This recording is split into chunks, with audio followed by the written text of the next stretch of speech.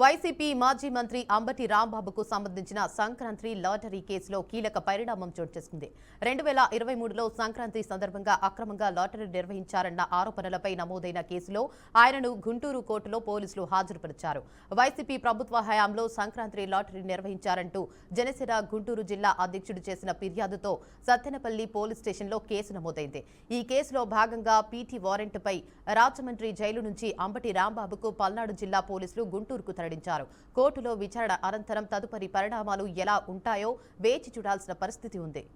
పెద్దపల్లి జిల్లాలో బాల సదనంలో food poison ఘటన కలకలం రేపింది. పెద్దపల్లి పట్టణంలోని మహిళా అభివృద్ధి శిశు సంక్షేమ శాఖ ఆధ్వర్యంలో నడుస్తున్న బాల సదనంలో రాత్రి భోజనం చేసిన తర్వాత పలువురు విద్యార్థులు అస్వస్థతకు గురయ్యారు.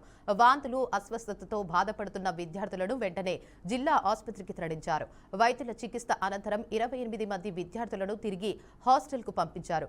ఇంకా 4 విద్యార్థులు ఆసుపత్రిలో చికిత్స పొందుతున్నారు. ఇక సాయంత్రం ఇచ్చిన స్నాక్స్, పాలు పాడైపోయాయని ముద్దే చెప్పినా వినిపించుకోలేదని అస్వస్థతకు గురైన విద్యార్థులు ఆరోపించారు. డిన్నర్ చేసిన వెంటనే వాంతులు ప్రారంభమయ్యాయని తెలిపారు. ఇక ఈ ఘటనపై అధికారులు విచారణ చేపట్టినట్లు సమాచారం. భద్రాద్రి కొత్తగూడెం జిల్లా అశ్వరావుపేట మున్సిపాలిటీలో ఎన్నికల నేపథ్యంలో వివాదం చోటు చేసుకుంది. 10వ వార్డులో కాలనీవాసులు రోడ్డుపై కుక్కర్లు, నగదు బహుమతులు పడవేసి నిరసన వ్యక్తం చేశారు.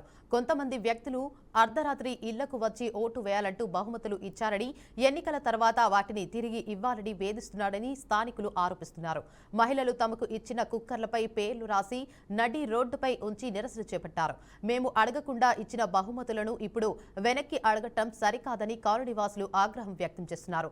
ఇంకా కౌంటింగ్ కూడా జరగక ముందే ఓటు